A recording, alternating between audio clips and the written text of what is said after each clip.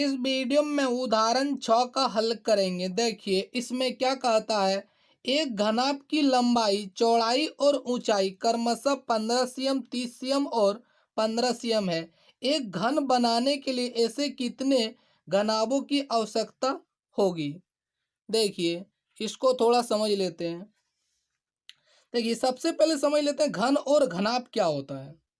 देखिए एक घन बना लेते हैं। देखिए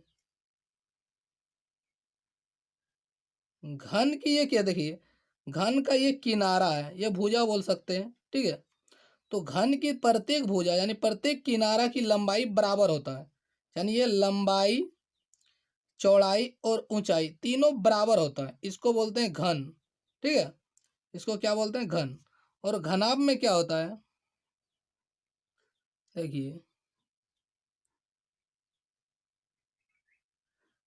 यानी इसकी लंबाई, चौड़ाई और ऊंचाई अलग अलग होता है, ठीक है।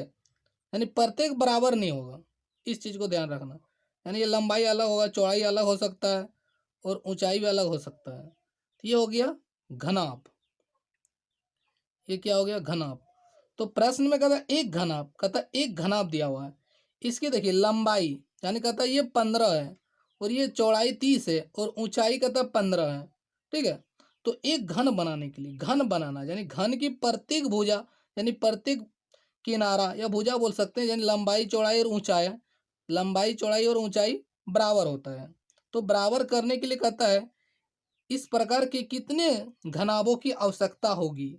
देखिए अब कैसे पता करेंगे, तो देखिए घन क्या होता है। जैसे देखिए इसकी, इस घन की लंबाई 12, तो इसकी चौड़ाई क्या होगा? 12 और ऊंचाई भी क्या होगा? 12 होगा, ठीक है। क्योंकि घन की प्रत्येक भुजा की लंबाई, चौड़ाई और ऊंचाई बराबर होता है। तो इसका आयतन निकालेंगे। देखिए आयतन क्या होता है? आयतन, देखिए आयतन मतलब आकाश कितना घेर रहा है। जैसे ये कलम रखें तो ये देखिए आकाश घेर रहा है ना, इस प्रकार ये कितना आकाश घेर रहा है। तो उसी प्रकार इसको अगर रखेंगे तो ये कुछ आकाश घेरेगा, तो वही आयतन होता है। जैसे आयत लेंगे, ठीक है, या वर्ग लेंगे तो इसका आयतन नहीं होगा, ठीक है। आयत का आयतन हम लोग नहीं निकालेंगे क्योंकि ये आकाश नहीं घेर रहा है, ठीक है। ये समतल है और ये आकाश घेर रहा, ऊंचाई कुछ है, ठीक है। तो जितना आकाश घेरता है, आसमान घेरता है, वही होता है आयतन, ठीक है। तो देखिए घन का आयतन निकालेंगे जैसे इसका। तो देखिए घन का आयतन क्या होता है? भुजा क्यूब, यानी देखिए 12 × 12 × 12 भुजा क्यूब, यानी देखिए भुजा क्यूब, भुजा कितना? 12। तो इसको गुना करेंगे 12 × 12, ये क्या निकले? घन का आयतन। और घनाभ का आयतन क्या होता है? वही लंबाई गुना चौड़ाई गुना ऊंचाई, इसका अलग अलग होगा। अब देखिए 12 का अभाज्य गुणनखंडन अगर निकालेंगे तो कुछ इस प्रकार होगा, यानी 2 × 2 × 3, 2 × 2 × 3, 2 × 2 × 3।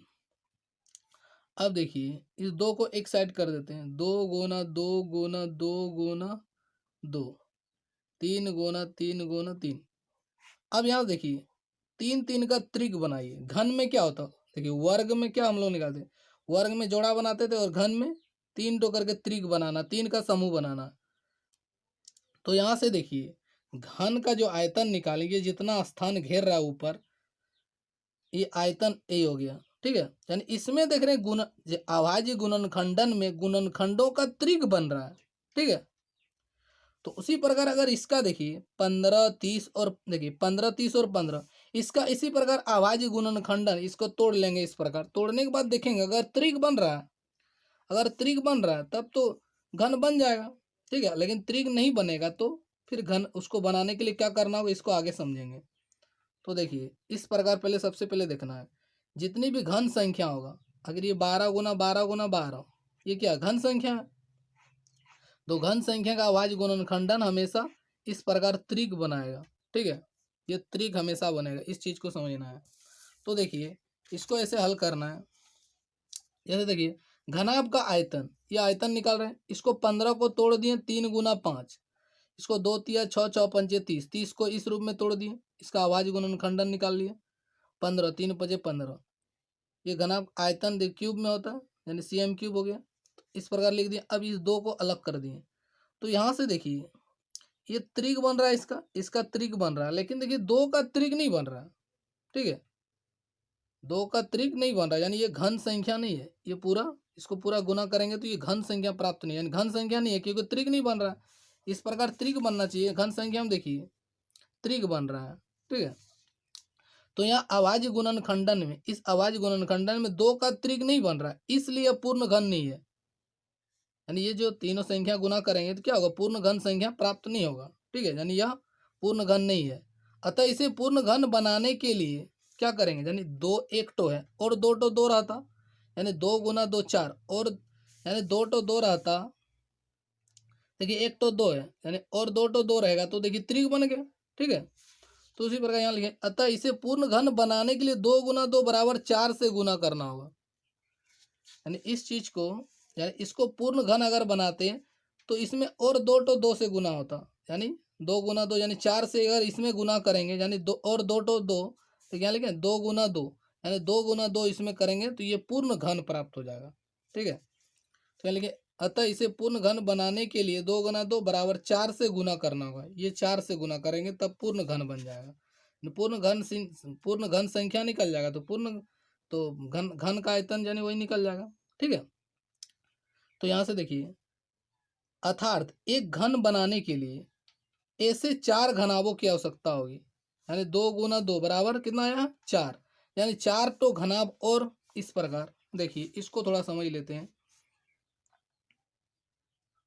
देखिए जैसे इस प्रकार घनाभ है, अभी इस प्रकार आकृति नहीं बना रहे हैं। ठीक है, इस प्रकार मान लीजिए घनाभ है, जुड़ा हुआ है, एक दूसरे से जुड़ा हुआ है, इस प्रकार घनाभ जुड़ा हुआ है, तो कितना घनाभ लगेगा, जो इस प्रकार देखिए घन कब होगा, जब इसकी भुजा, यानी देखिए लंबाई चौड़ाई और ऊंचाई तीनों बराबर हो जाएगा। ठीक है, इस प्रकार देखिए लंबाई चौड़ाई और ऊंचाई तीनों बराबर होगा, तो घनाभ में तो लंबाई चौड़ाई बराबर नहीं होता ना, तो इस प्रकार के और 4 घना, यानी 4 घनाभ को इस तरह रख देंगे, इस प्रकार सजाएंगे। देखिए यहाँ आकृति उतना अच्छा नहीं बना पा रहे हैं, शायद अगर लैपटॉप होता मेरा पास तो इस चीज़ को स्पष्ट कर पाते हैं, या डिजिटल बोर्ड होता, तो उतना तो है नहीं मेरा पास, इसलिए जितना हो सके संभव कोशिश करते हैं समझाने का कि इस प्रकार इस प्रकार घनाभ को एक जगह इकट्ठा करेंगे तो ये घन घन का रूप कब ले लेगा, यानी इस प्रकार। और 4 क्या लिखे, अर्थात 4 से गुना करना, अर्थात एक घन बनाने के लिए ऐसे 4 घनाभों की आवश्यकता होगी। ठीक है, यानी 4 घनाभ इस प्रकार और आवश्यकता होगा। जैसे मान लीजिए यहाँ देखिए 1 2, देखिए यहाँ 3 घनाभ है, इस प्रकार था, यहाँ और 2 घनाभ आवश्यकता होगा। मान लीजिए देखिए 1 2 3 4 5, जैसे यहाँ 5 घनाभ की आवश्यकता होगा, तब देखिए लंबाई चौड़ाई और ऊंचाई बराबर हो गई चारों तरफ। ठीक है, उसी प्रकार इसमें और 4 घनाभ होगा। ये अभी क्लियर नहीं कर पाए, क्योंकि बिना डिजिटल बोर्ड के इसको समझाना थोड़ा संभव नहीं है।